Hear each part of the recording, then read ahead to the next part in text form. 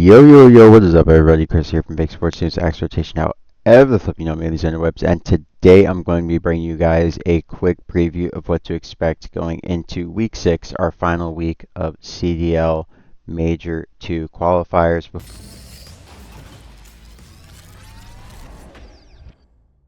Before we have Major 2 at CDL Birmingham in, of course, Birmingham, England. Now, to kick things off, we will, of course, see FaZe Vegas, the team that you guys know I supported last season, taking on the Paris Gentlemates, Dan Ghosty and crew. And yeah, they've been having some personal struggles, right? Like they've had some real life stuff going on, as I'm sure some of you guys have seen on the TL. So, Gentlemates, you know, their head's not all the way in the game as you'd expect. Life definitely comes at all of us different times in different ways. So, yeah, with that in mind, I think based on how FaZe looked last week, I'm going to back them to take this one. Gentlemates, they have finally gotten themselves out of the woods. Let's claim our G6 creds while we are sitting here, up to 6K.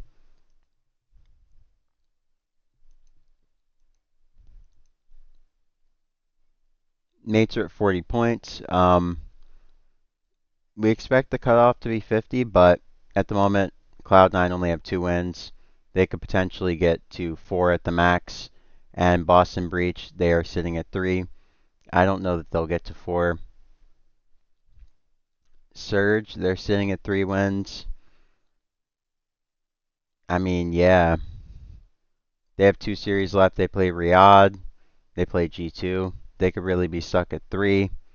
Boston, they have 1 series left. They play Miami, so you have to figure they're stuck at 3. So it's going to come down to head-to-head tiebreakers, most likely.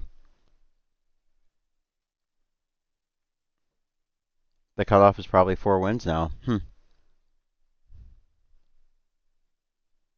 I thought it'd be 5, but I guess to be safe, you only have to win 4 at this point.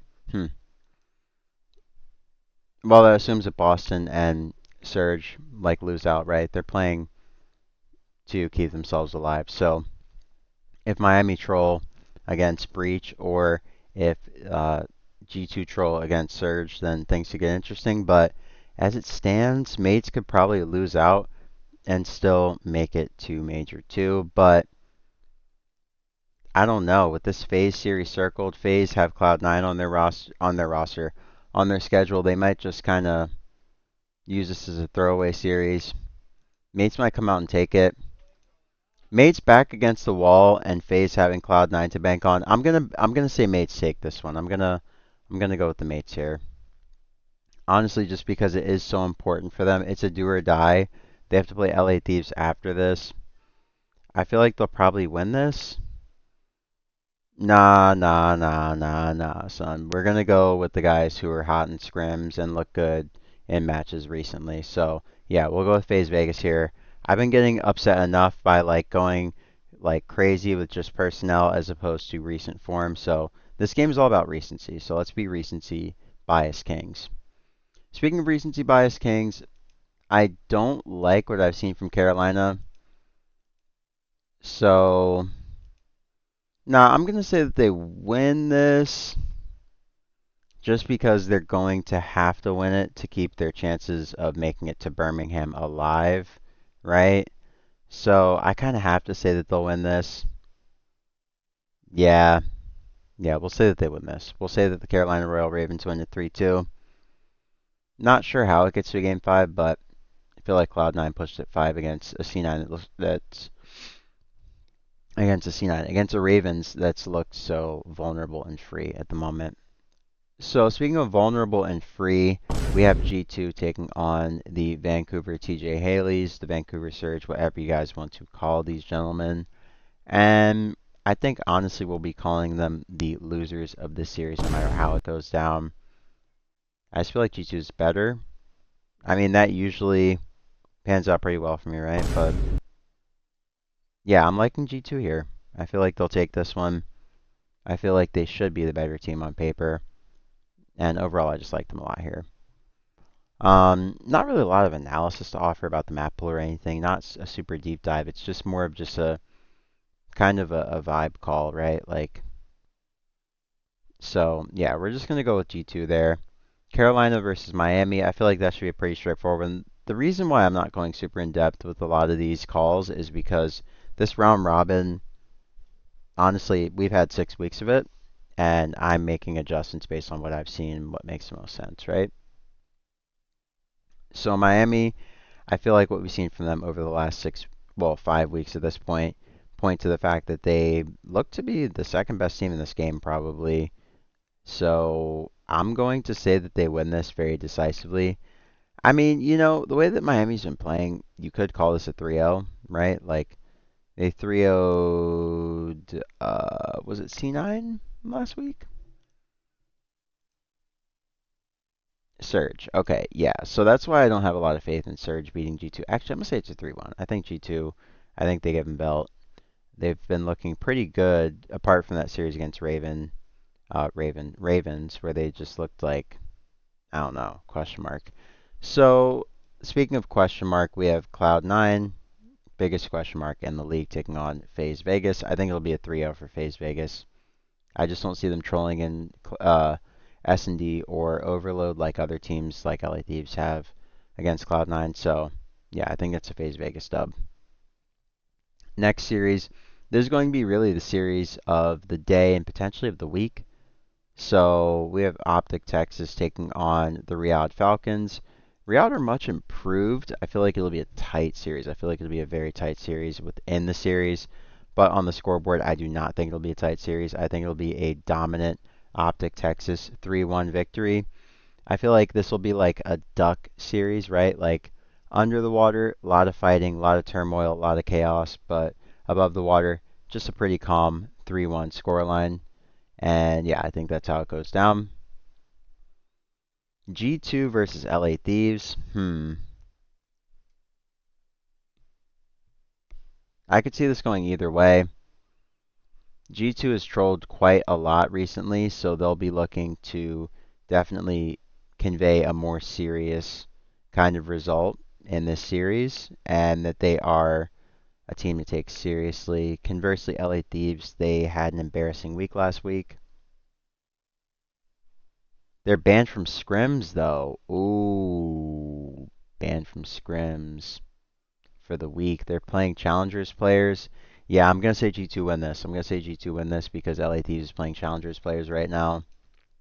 I was on the TL earlier this afternoon, and I saw that they were saying the LA Thieves have been banned from scrims. So typically, that does not bode well for the team that plays matches that week because Gentlemates, they were banned from scrims last week, right? And we see how that went for them. They lost to OpTic, and then of course they had their series against Breach, which they barely won, but well, they smoked Breach. Um, with the way Minnesota's been playing, though, I do feel like the scrims and the lack of practice will make a difference here. So that's why I'm going to say 3-2 G2, 3-1 G2. We'll say 3-2 G2 just because it rhymes. And Thieves S&D has been looking a little bit free, but their hard points are looking pretty good. And if they get a den in there, I think they probably take that against G2. So our first series of Sunday, we are going to have the Riyadh Falcons parking the bus against Fat Bob and the boys. I feel like this will be a 3-1. Falcons S&D has been questionable, but everything else been lights out. So if I had to guess, I'm going to say Surge probably upset in the S&D, and then the Riyadh Falcons likely just sweep the respawns. That makes most sense to me. The former Battle of LA, the former LA Gorillas, aka current Paris Gentlemates, taking on the LA Thieves. Oof. Uh, no scrims for the LA Thieves, coming off Gentlemates who had no scrims the week before. Gentlemates look like they're getting back to how they used to play. I expect this to be a close game, but both teams have looked so questionable as of late. Hmm. I'm just going to So, how do I think the maps come in this series? I think we see a Scar come through. I think we see Den. Probably a Blackheart gets vetoed by Gentlemates. They want neutral. I could see a Blackheart coming through because both teams don't play Blackheart much. Huh. Envoy's been playing pretty badly as of late. I feel like Hydra, Scrap, Neum, and Abizi, even playing against amateur players, I feel like they just look better than mates. I feel like it'll make a bigger difference in a series like G2, where G2 is looked to be up to par with the rest of the teams in this current game. So I'll say that even while they're playing Challengers players, I'm going to give LA Thieves a dub here, just because I feel like they've looked pretty good. And Gentlemates, they conversely have looked pretty bad. They've just been hobbling for the last few weeks, and they've had personal things going on. So I wasn't really too locked in on the possibility of them getting a bunch of dubs this weekend either, just because we found out that the players have been dealing with a lot of stuff behind the scenes. And, if you have mental stuff going on, it's very hard to, put that to the side and just start shooting your gun, right? So, looking at the second to last series of the weekend and the second to last series of online before we finally put online to bed for a little bit before we go to LAN, we have the Boston Breach taking on the Miami Heretics.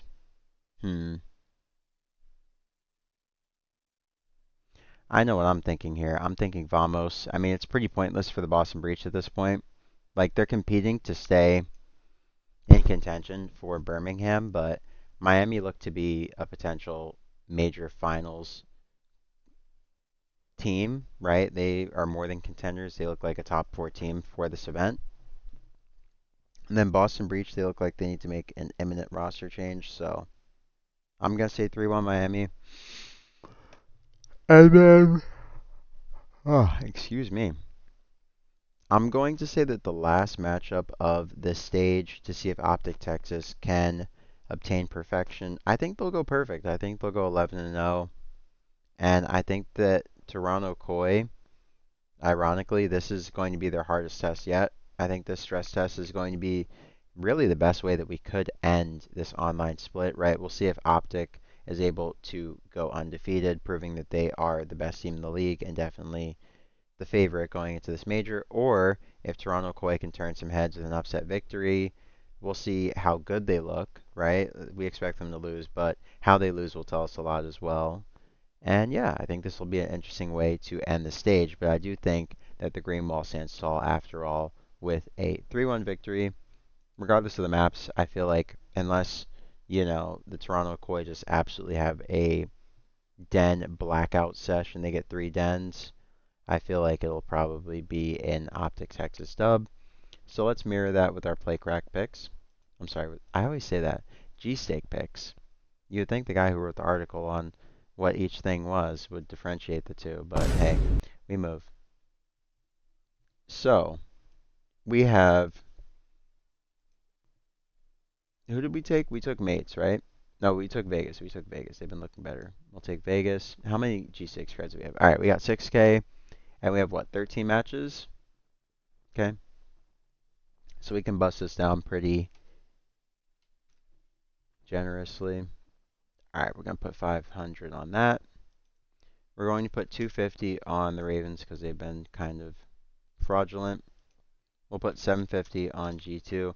I do recognize that Vancouver has their backs against the wall in this series, so anything could happen, but I feel like G2 win.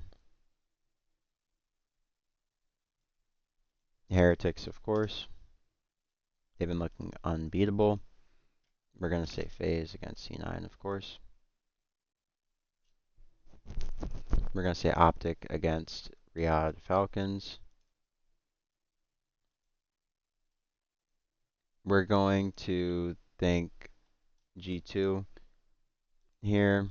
We're going to back the Falcons.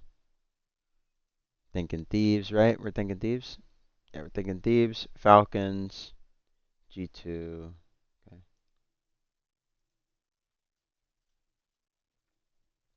I am a little bit iffy about the G2 versus LA Thieves match. LA Thieves could come out hot, but I just feel like G2 take it. So, and we got to bank on some of the upsets, guys. We got to make it fun. We got to keep it loose. Can't get too like, stuffy with it. Oh, we'll always back the favorites. You got to keep life interesting. Got to keep it interesting. Got to keep it fluid. Got to keep it fun. So where do we put our Thou? Let's just split it 750 each. Makes more sense. All right, 750. Clean out the G Stakes wallet, as it were.